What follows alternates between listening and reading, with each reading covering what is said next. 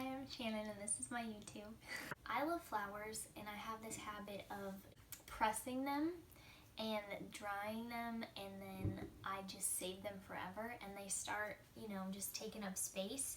And so I decided to try and start doing like crafts with them. So that's what we're going to do today.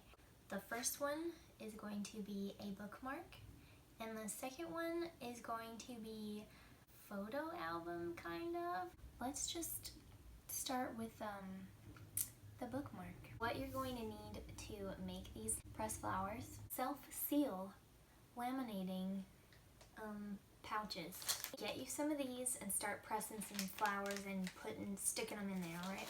Scissors, a hole punch, and some twine or some ribbon. Whatever you want to do. Get creative with it, go wild, If you don't know how to press flowers, it's very easy. I have one of these flower pressers, but you don't have to be that extra if you don't want to. You could use some good old-fashioned big books, heavy books that you don't really care if the pages inside get stained, because sometimes the flower petals will do that, so just be aware of that. Take some fresh flowers, stick them in the pages of a thick book, close it in there, smash it all in there real nice, put a heavy book on top of it, and wait a couple days, and then you end up with one of these little guys. So once you get your pressed flowers going, then you can start doing these great crafts. Let's cut this into a smaller strip. I'm just gonna wing it and say this is good. Now we're ready to place our pressed flowers how we want them. And really go wild, go crazy with this part, because why the heck not? Once I have my flowers placed how I so desire, I'm going to take off this little guy. Oh no. Please work, please work. I'm going to slowly take off the protector. Taking off the key part protector paper, and as I'm doing it, I'm following it with my hand to smush down the laminating sheet onto my bookmark, and kind of press out all the bubbles. I'm just going to clean up the edges. I might round out the edges. Let's see if I can do this.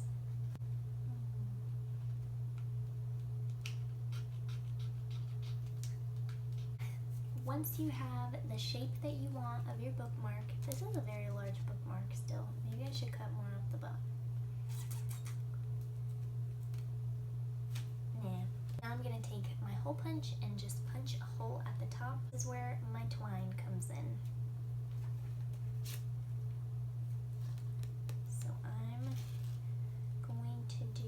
Should I do like a little braid or something? We're all about eyeballing it over at this channel, you know what I'm saying? And now you have this lovely bookmark. Okay, moving on. A little printer for my phone. It's a Sprocket, and so it has really small pictures. So I thought it'd be cute to make like a little photo album thing for those specifically. We're gonna eyeball it again.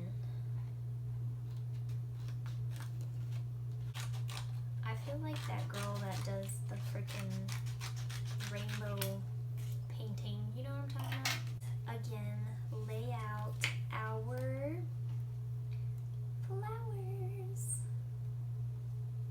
Baby's breath is one of my favorite things to press, because it always comes out so cute. Like, look at it. Like, oh my gosh, I'm that crazy lady for sure. I have my flowers placed how I want them, so I'm just gonna start peeling off that protector. Be careful, because your flowers could slide around.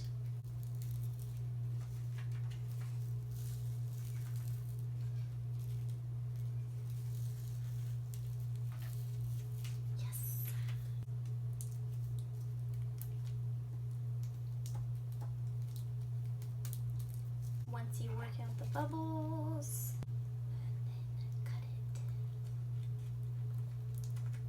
I have my 2 pieces. Look how cute they are. I love them. Oh no. No!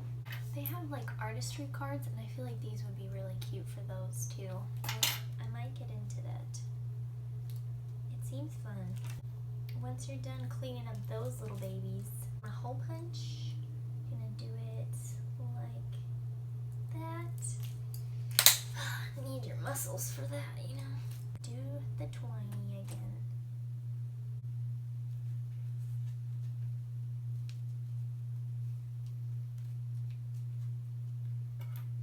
And then you get left with this. Imagine little pictures in there. How cute. I hope you guys had fun. I hope it was a great time. And I'll see you on my next craft time. Bye.